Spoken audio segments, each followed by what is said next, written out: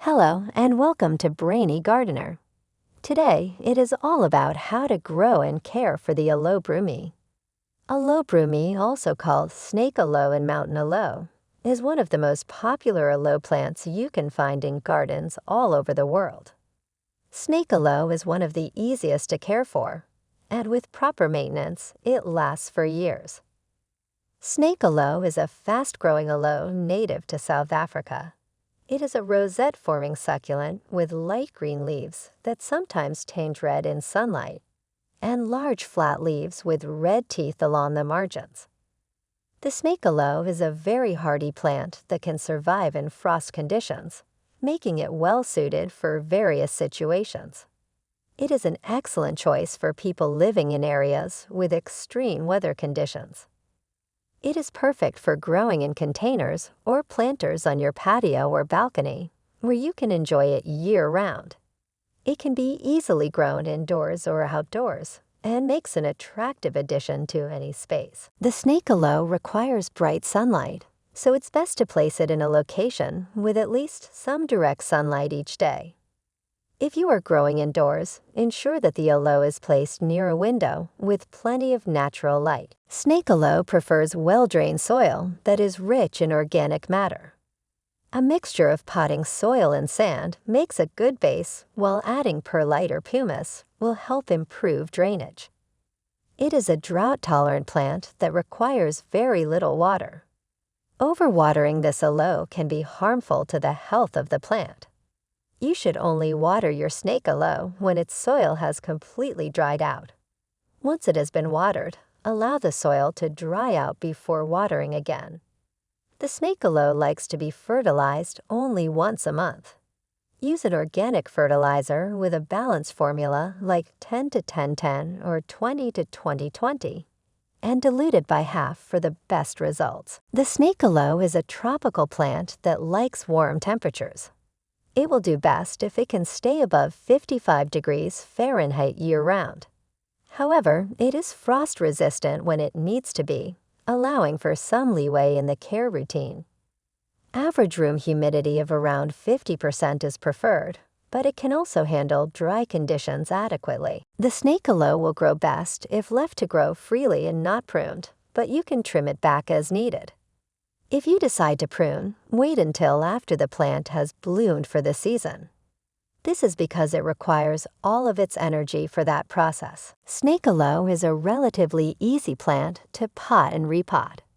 When it outgrows its current container, simply remove it from the old pot and place it in a new one with fresh soil. This process is straightforward as long as you use an organic soil mix. Use a pot that is larger than the current one so that you can give it plenty of room to grow. Some drainage holes are necessary to prevent overwatering. Prepare the soil. Use a light and fluffy mix that is well drained. Place the plant in an area that receives bright sunlight and does not get cold. Loosen the soil around the plant, then remove the aloe from its current pot. Carefully remove dirt or debris from the plant's roots using a trowel. Add the fresh soil to your new pot, then place your plant in the container.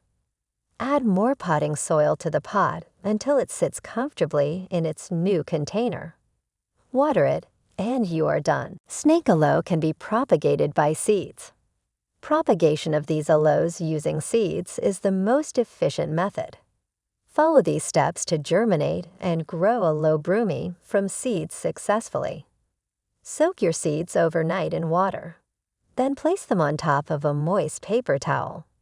Place this paper towel in a well-lit area with temperatures between 60 to 70 degrees Fahrenheit. Wait for seeds to sprout, which should take about 2 weeks. After the sprouts have grown, you can transplant them into new pots depending on your situation. The flowers and buds of snake aloes are hidden underneath large white bracts in the blooming season. These bracts set this aloe apart from all the others and help it stand out from all the rest. The blooms appear in spring. Snake aloe has no toxic effects reported. However, some people can be allergic to aloe plants in general. Mealybugs, fail insects, and aphids are some of the most common pests of these plants. Mealybugs are common pests in gardens. These little bugs suck the sap from leaves, and their bodies are covered in white wax. This makes them very easy to spot on your plant. If you notice any mealybugs on your aloe, use insecticidal soap to take care of them. Scale insects are another common garden pest. They look like little bumps or blisters on the plant and suck sap from the leaves. You can treat these with insecticidal soap as well. Aphids are tiny little bugs that suck the sap from leaves. They can be green, black, or red and are very easy to spot. If you notice any aphids on your aloe, use rubbing alcohol to deal with these pests. Please note and avoid overwatering the plant, placing it under harsh sunlight, using poorly drained potting mediums, and fertilizing during the dormancy period. Sunburn, overfertilization, and overwatering are some of the most common problems of these plants. If you have too much direct sunlight, it can cause your snake aloe to burn. This will make the leaves look brown and crispy. To prevent this, try moving your plant into filtered light or indoors during the hottest part of the day. Another common problem is over-fertilizing. If you give your aloe too much fertilizer, it can cause leaf burn and stunted growth.